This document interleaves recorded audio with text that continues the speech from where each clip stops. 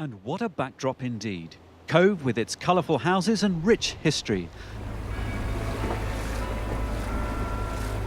Cove has salt in its blood, and indeed Cork Harbour was a key military base during the Napoleonic Wars in the 1800s between England and France. To that end, two forts still guard the entrance to the harbour. We're here in the magnificent Camden Fort, up over Cork Harbour. Cork Harbour is one of the biggest natural harbours in the world, and it is protected by two forts, Carlisle on the far side and Fort Camden on this side here. And we have just begun the renovation of Fort Camden here, as it is one of the most magnificent forts probably in Europe.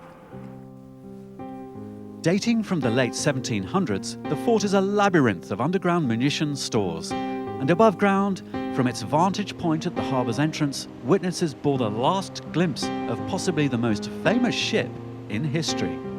In 1912, the RMS Titanic sailed very, very slowly in past Roach's Point, which is the lighthouse here, and it dropped anchor more or less in the middle between the lighthouse and the foreshore. And two tenders brought all the people out to the ship from Queenstown. She stayed here for 2.5 hours. She took up the anchor and she sailed away into the history books.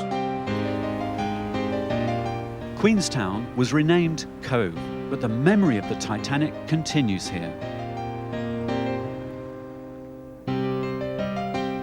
The original buildings, streets and piers have been preserved as a tribute to that first and last fateful voyage of the ship that God himself could not sink.